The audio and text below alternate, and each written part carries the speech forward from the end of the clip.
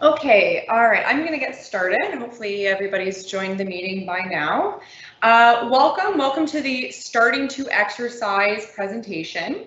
My name is Megan. I'm one of the exercise therapists here in the cardiac rehab program.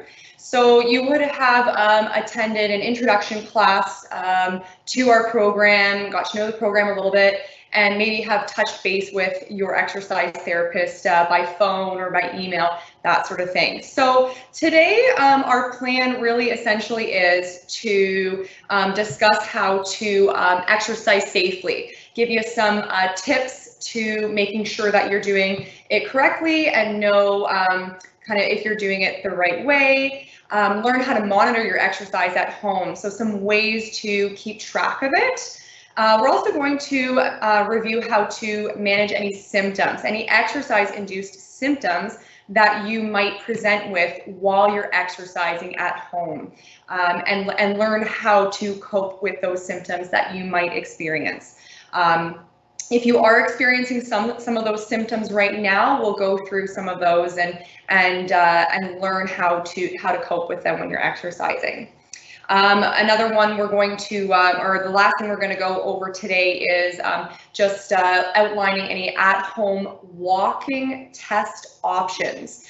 So this is something that your exercise therapist would like you to try at home on your own, is some certain walking tests to do in order to give your exercise therapist an idea of how the exercise is going for you and how to monitor certain things while you're exercising.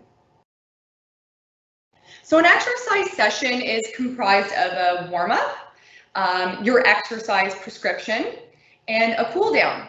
So the warm-up is essentially just getting your body ready to exercise. This is a very, very important aspect of your exercise session. It's just making sure that your body is ready to get ready for that intensity that you're about to kind of build your body up to. So that can be a short walk, a very, very slow-paced walk, marching on the spot, anything that will really kind of get your blood flowing to any of the working muscles that you're about to exercise. Then next after the warm-up is your exercise prescription. So everybody will be getting their exercise prescription from your exercise therapist. Essentially, that really is how long you should be walking for, so like the duration, the time of your exercise. They might give you a distance to follow. So that might be walking a certain amount of laps or a certain amount of blocks in your neighborhood, or maybe something more specific like 2 kilometers, 1 kilometer, that sort of thing on your treadmill. So this exercise prescription will be very, very individualized to you. So we will know what you are capable of doing right now, and that is what your exercise prescription will start with. And then you will slowly be able to progress this exercise prescription as we go forward. After your exercise prescription, you'll be doing a cool down. So you'll follow that with basically something very similar to the warm up. It's just a very slow, low intensity, maybe version of your exercise. So if it was walking, it's just going to be a very slow walk, just to bring your heart rate and your blood pressures just back down, not quite close to a resting state, but very, very close to it. If we kind of skip this cool down, we are at risk of getting certain exercise-induced symptoms if we don't allow our body to come right back down to a resting state slowly. So we want to make sure that we're doing both the warm-up and the cool down before going for your exercise session. And that goes for any kind of exercise, really. It goes for cycling, swimming, walking. If it's resistance training that you're doing, so weightlifting, you still should have a warm up and cool down during your exercise session. So exercising at home can be a lot of different things. So here are some options that you can start to think about right now. The first one here is choosing a safe route around your neighborhood. A safe route really means is there a sidewalk around? Is it, you know, a flat surface, flat terrain? Are there hills around your neighborhood? Can you do those hills? Are they steep, or are they just a very slow incline that you feel is safe for you? So just make sure maybe you can map out that that route in your neighborhood first with your vehicle or your car and see if it is something that would be comfortable for you to do. Another one is you can scout out if there's any outdoor tracks in your neighborhood. So a high school or a public school would have a track that you can use. These are great actually because you can know the distance. So each lap around an outdoor track is typically about 400 meters. So that would give you a really good idea of the distance that you're going to be going. The next one option that you can try is a home gym. Do you have any exercise equipment at home that you can use? So do you have a treadmill? Do you have a stationary bike? Any of those sorts of things you can consider right now to do some exercise at home. We're not necessarily saying go out and buy these equipments because they can be quite costly, but it could be beneficial to you, especially because you're out of the weather, you're out of the extreme heat or the opposite, the extreme cold, so you can do the exercise indoors safely. So consider other activities as well, not just walking. You know, do you enjoy biking? Do you enjoy swimming? Those sorts of things. So start to consider other types of activities that you can involve in your day-to-day routine, your exercise routine. A few other great things are indoor tracks, malls especially too. So some malls are starting to reopen right now, and public can come in and use the indoor areas for walking. They sometimes have mall walking groups, so the malls are sometimes opened up a little bit earlier for some mall walking groups to use the mall as an indoor, a safe, controlled environment, temperature controlled environment for exercising. Or does your fitness center have an indoor track? So we're located here at the Magna Center, so there is an indoor track that our participants could use as well on their own by purchasing a membership. So does your community center or recreation center close to you have an indoor track? Because we know that they are going to be temperature controlled and they're going to be safe for you to use. And again, like outdoor tracks, you're going to know the distance, and then that is going to be a great way to measure your walks as well at home.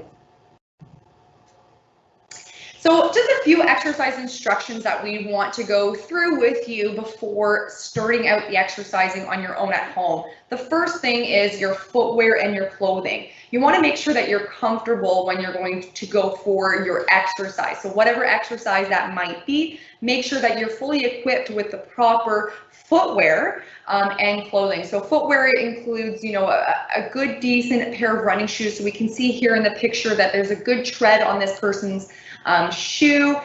There's good support in the sole of the shoe so that they're going to be less likely to trip when walking maybe on uneven surfaces. Your clothing right now, some things to think about because it's the hotter temperatures right now is, do you have sweat wicking material? That allows you to sweat and the clothes to dry fast. So if you are known to be a heavy sweater, you want to make sure that the clothes are going to dry off fast so that you're not going to be kind of in that damp clothing because it can become quite uncomfortable. If you're going out more so in the morning time or in the evening when it's a little bit more darker, make sure you have some reflective material on your clothing just to keep safe from the traffic if you are going to be walking on the roads at nighttime or in the early morning. One main thing we also like to make sure is that you exercise with caution in extreme heat or very, very cold weather.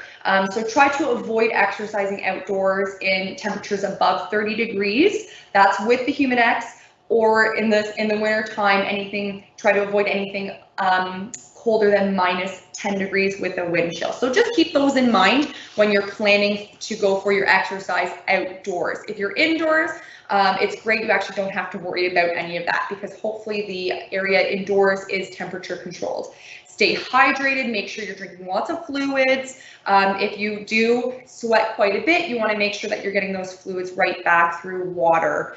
Avoid cigarettes and caffeine before exercise because we know that both of those together or separate can elevate our heart rates and blood pressure, and we don't necessarily want to do that when we already are going to be doing that slightly when we're exercising. If you feel unwell at all, try to avoid exercising because we want to give your bodies rest to recover. So if you have a cold, flu, or anything, maybe it's your arthritis flare up, or anything else that might be flaring up, we want to avoid exercising at that moment. Wait till you feel better to go out and exercise because we don't want to get any worse, especially if you have a fever or something. Your body temperature is already hot, and we can elevate our body temperature when we're exercising, and we want to avoid that. So something that your exercise therapist will really appreciate you doing is documenting your exercise. This can be in a journal, anywhere in your notebook, and just recording your exercise sessions that you do throughout the week on your own. This can be documenting anything of with the time, the duration of your exercise, what your heart rates were during exercise. We're going to go through a little bit about that later, and maybe how you felt during that exercise as well. Were you experiencing any symptoms? So those sorts of things you want to start trying to document, because when you touch base with your exercise therapist, they're going to review that sort of stuff and want to know how those exercise sessions went. One reason for that is because we want to know if we can start progressing your exercise too. So when the exercise starts to feel a little bit easy, then maybe we can try to change your exercise prescription so that we can keep progressing you towards your goal. And be honest with the documentation as well, because you're really just trying to be honest with yourself, and you want to be honest with how many times a week you're going for your exercise and things like that, and that's going to give your exercise therapist a really good idea of how you are doing with your exercise prescription. So here's an example of an exercise log that we can actually provide this exercise log to you, but it's kind of an idea of how it would look with documenting your exercise on a weekly basis. So there's many columns here on this page, so we can go through it really kind of quickly and briefly here of sort of the things that we do want to keep track of and things that we want to document during your exercise session. So of course the date, we want to know which day you went for your exercise. There is a column there. I'm just looking on the main table. There's a column there for your weight. So if weight is something that you like to document, it's there for you. We've got an exercise type. So were you swimming? Were you kayaking? Were you walking? Anything like that? That's the column you're going to put that exercise type in there. The next one says distance. So, did you walk for 1 kilometer, 2 kilometers, maybe 500 meters, that sort of thing is where you're going to write it in there. Time, did it take you 15 minutes? Did it take you 20 minutes? Were you out kayaking for half an hour? That sort of thing. That's where you're going to put it in that column. And heart rate. Heart rate is the next column there. So we want to know what your heart rate was before exercise and after exercise as well. So we're going to practice checking your heart rate on your own. It's something that we want you to monitor, because heart rate is going to tell us how high of an intensity was that exercise for you. So heart rate is one way we can tell that. Another way we can tell how intense the exercise was for you is through RPE. This is rating of perceived exertion. I'm going to go through this RPE with you in just a moment, but there's a column there for you to document that as well.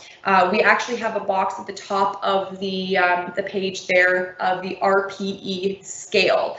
And we're going to go through that with you in a minute. So this weekly exercise log is can be available to you. You can ask your exercise therapist to send this to you, and you can just print it off at home, use it for your weekly documentation, and then when you follow up with your exercise therapist, maybe once a month or a couple times a month, this is something that you can use when you're following up with your therapist and telling them what you were doing and what you have been kind of doing throughout the week on your own.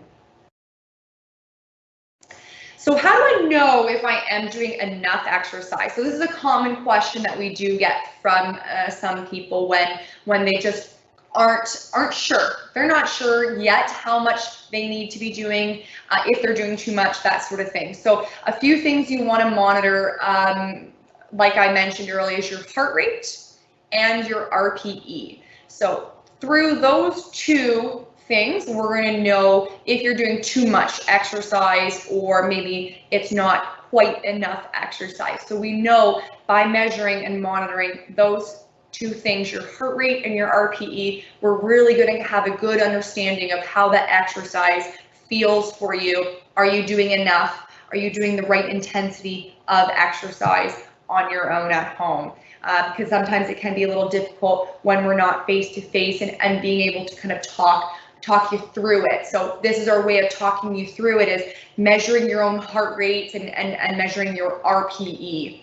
So this is your heart rate. This is measuring your heart rate at home. So we can even give it a try.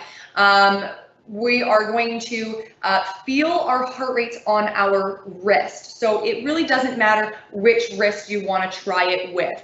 But I like to check my heart rate with my right hand fingers because I'm more dominant in my right hand.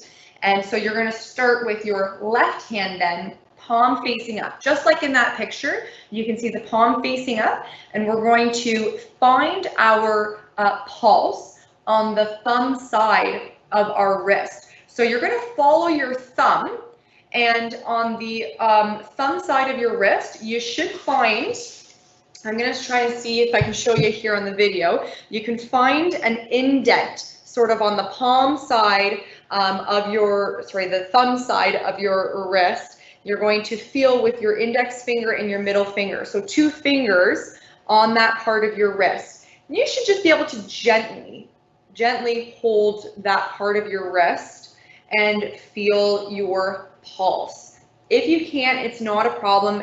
It is a difficult thing to find on your own if you've never tried it before, but give it a shot. See if you can feel your pulse and just gently press down in this indent on your wrist. So I'll give you guys a count in for 10 seconds. Okay, so I'm going to give you guys the chance to count how many beats you feel in 10 seconds. Okay, so I'll count your 10 seconds for you. You count how many pulses you feel in that amount of time. All right, so if you have that pulse, this is great. You can start counting your pulses right now.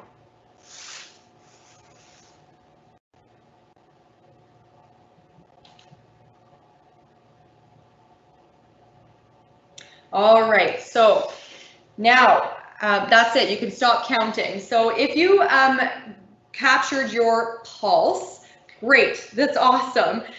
We're going to hold on to that number. All right, so that would be your resting pulse because we are hopefully seated and we've been resting for a certain amount of time. That would be your resting heart rate. Your exercise heart rate will be your pulse that you get right after you exercise, okay? So a healthy resting heart rate would be anywhere between, 9 and 14. So if you got a resting pulse just now, anywhere between 9 and 14 in those 10 seconds, that's awesome, okay? Anything lower or higher is a little bit out of range. Maybe we didn't count it properly, but but that's anywhere between 9 and 14 is what you want to capture. So that's beats per 10 seconds is what we got. You want beats per minute, you can times it by 6 and we'll have beats per minute. So if it was 10, times that by 6 and we get 60 beats per minute. So that's what you can record before exercise and during exercise is your heart rate. And that's something that you can monitor on your own and then give that to your exercise therapist when you follow up with them. So I know that was a little bit difficult, but practicing on your own at home will make it a little bit easier to find it each and every time.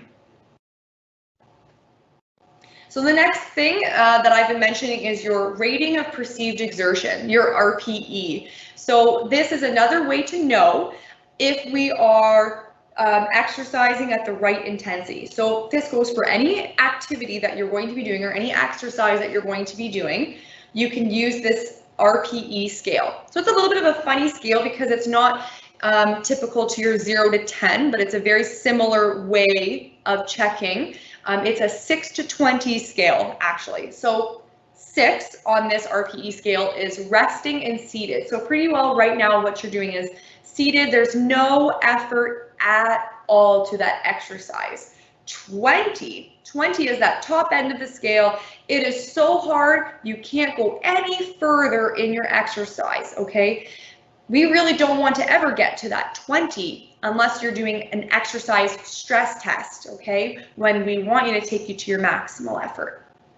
When you're exercising at home, let's say you're swimming or you're going for a walk outdoors and you think, how do I know if I'm at the right intensity? Well, take a look at this scale. We have this kind of light blue area of the scale, which is anywhere from 10 to 14. Okay, that's a fairly light to somewhat hard effort. So it's not quite hard or too hard. We're just a little bit below that. Okay, so that's really what is recommended. It's anywhere between that 11 to 14 zone. Another way you can know if you're walking at the right pace, so this is for our walkers, is doing a talk test. If you're with someone, that's awesome. You can do this talk test, or maybe you can just try talking out loud by yourself. Is if you can walk and talk comfortably, you don't feel like you're having to catch your breath or take breaks when talking, then you are exercising at the right intensity. So if you can comfortably speak a few sentences without really huffing and puffing, then it's okay. Then you're walking at the right intensity. Now, another thing that we want to always remind people is try not to overdo it. Be careful not to overdo it, for the first couple sessions. You might be very, very excited and eager to get out and do your exercise, but we really want to make sure that you're following your program that we have prescribed you, that your exercise therapist has prescribed you, because sometimes you can do too much too soon, and we can start to feel certain symptoms that are produced from doing too much. So there's a few things that your body's going to tell you if you're immediately doing too much. So some things is kind of like some things that you might feel during your exercise right away is maybe signs of chest discomfort, signs of that angina-like feelings, okay? So you might feel that chest pressure or chest discomfort, maybe shortness of breath, lightheaded or dizziness. So those sorts of things you want to be aware of when you're going for your exercise, especially for the first few sessions. When it's been a little while probably since you've exercised, you want to listen to your body for sure during those first few exercise sessions. We do feel some delayed signs actually. So this is a day or even a few days following that will tell us that we probably pushed ourselves a little bit too much during those exercise sessions. So some of those things might be that muscle pain. So you can see that in the picture, the guy's kind of holding his leg. So maybe that muscle pain or stiffness we can sometimes feel after working out those specific muscle groups. We feel that delayed onset muscle stiffness. All right, that's what it's called. Or maybe fatigue, excess fatigue. We're just really, really tired. We think, wow, my walk may have been a little bit too much yesterday because I'm quite tired today. So some of those things you really got to listen to, and then maybe just change up your exercise, go a little bit shorter distance or a little bit slower, okay? So just listen to your body, because it's really telling you to either slow down and just take it easy, and then you can slowly progress up to where you want to be. So I talked a little bit about that chest pain or angina. If you've had this chest pain or angina in the past, it will typically come on the exact same way how you've had it before. So a lot of people can feel it in different areas of their bodies in different ways. Sometimes people experience it as chest pressure, pain. Sometimes they feel some numbness or pain going down their arm, or jaw pain. Sometimes it can be even in the back as well. If we know we're having these chest pains or angina, make sure you slow down. You can even stop and take a break, because it is definitely a sign that we're doing too much during that activity, whatever that activity might be. If after you've stopped and slowed down, you can take your nitroglycerin spray. So if you've been prescribed this nitroglycerin spray by your doctor, you can stop, slow down, take that spray under the tongue. If you don't carry this nitro spray, you don't have it, not a problem, don't worry. You just call 911 right away, and you can get some emergency medical attention right away, just to see what that chest pain is all about.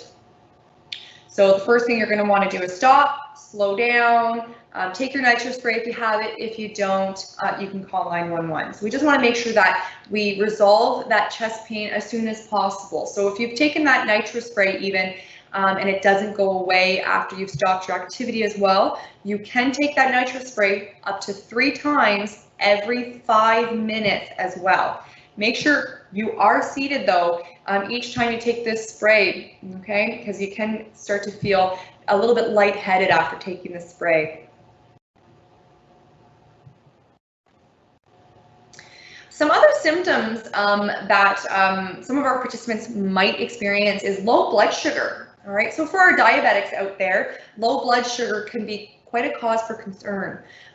So we want to make sure that we are monitoring and managing our blood sugars, especially when we're exercising. Exercising can use up a lot of blood sugars, so we want to make sure either that we have a snack with us or a snack prior to exercising, so that we avoid this low blood sugar or hypoglycemia. So this is considered anything under 4. So if you use a blood glucometer, this is any measure under 4.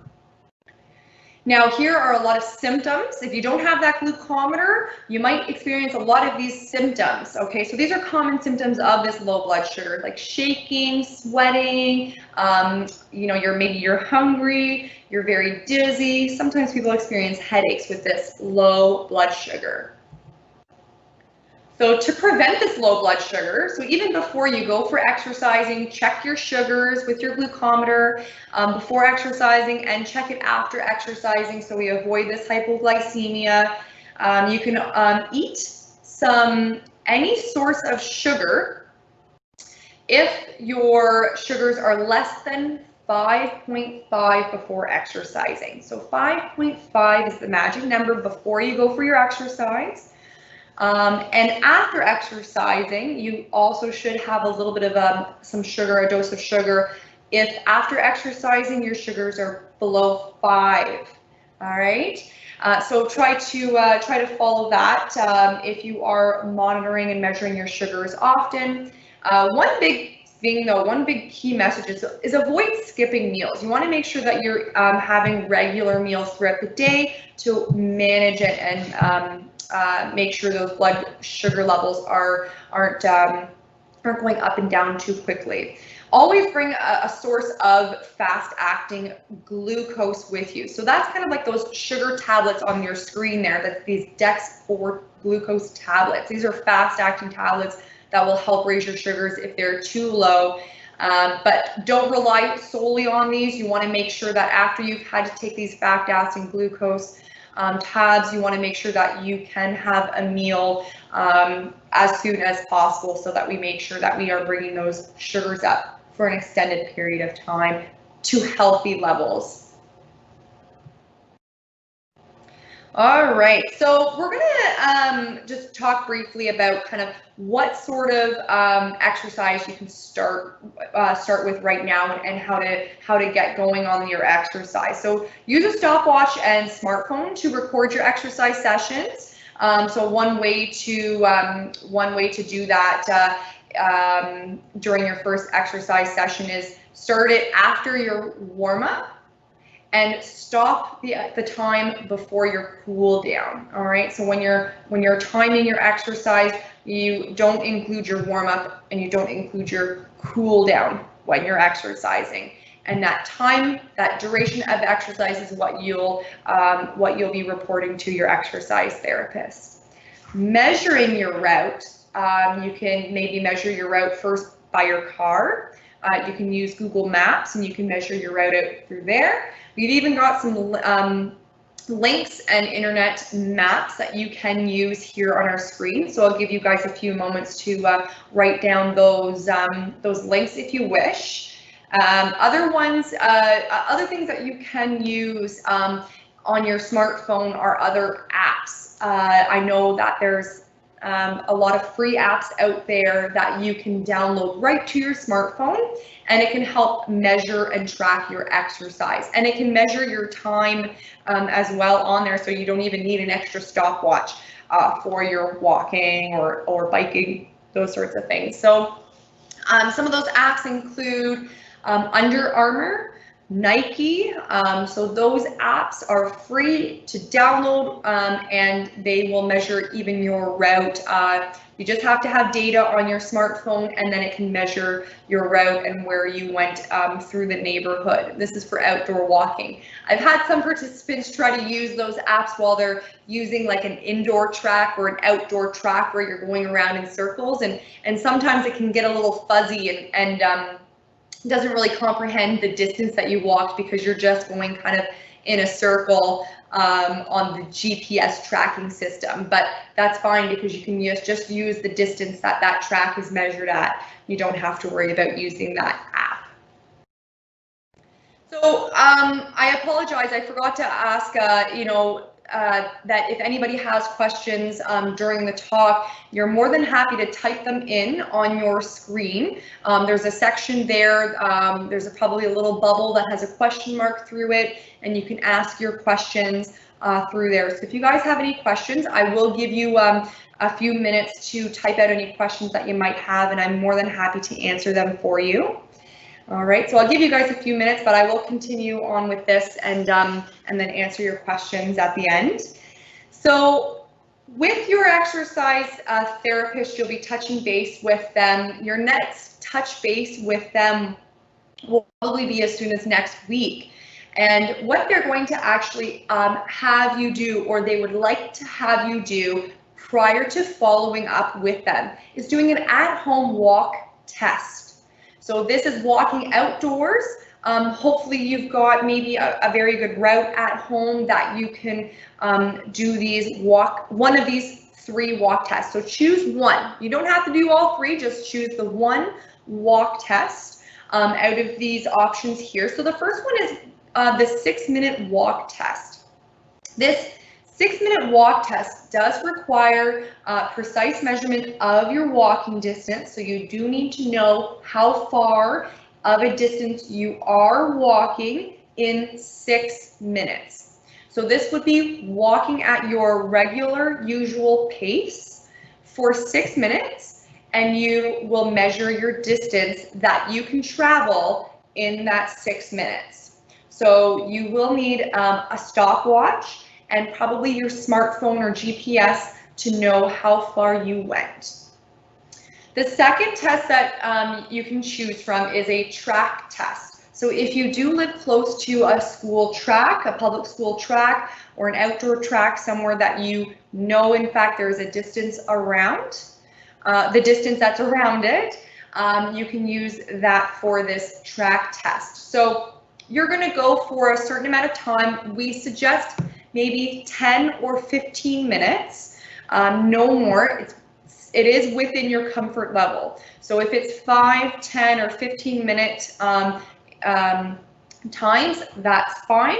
And you're going to measure how many times around the track can you go.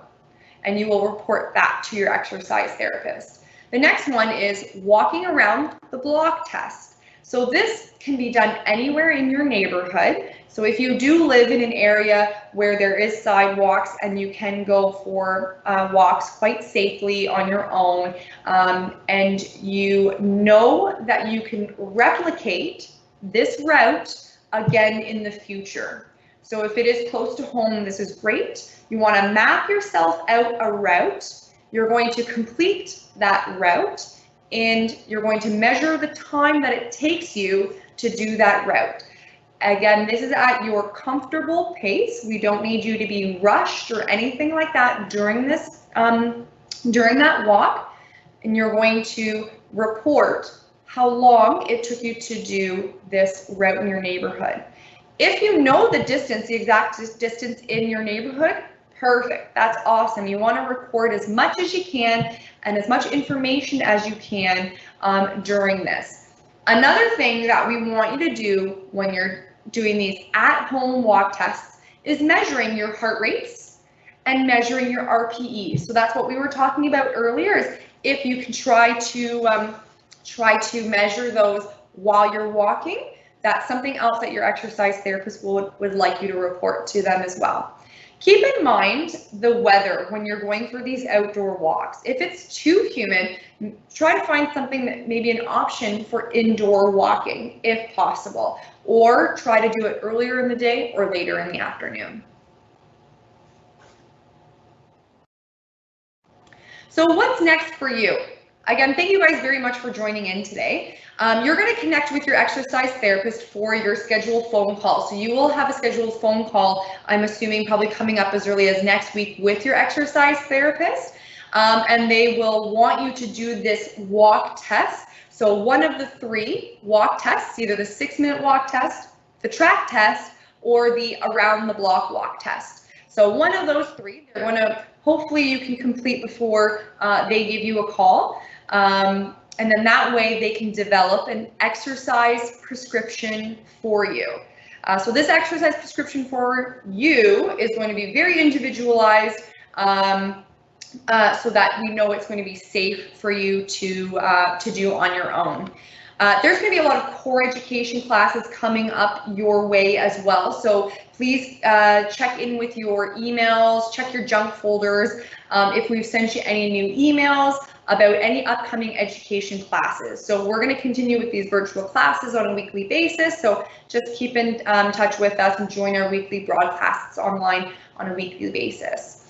So that's all I have for today. I really appreciate you guys joining in on it today. I'm going to wait maybe 1 or 2 minutes to see if you guys have any questions. If you don't wish to ask a question live right now, you're more than happy to email us at our email, cardiacrehab@southlakeregional.org. And you're, if you want to, if you're more comfortable giving us a question that way, that's fine as well. So you can send those questions our way to the email address, cardiacrehab@southlakeregional.org. So it doesn't look like I have any questions. Again, thank you guys very much for joining in, and we'll see you later. Thank you.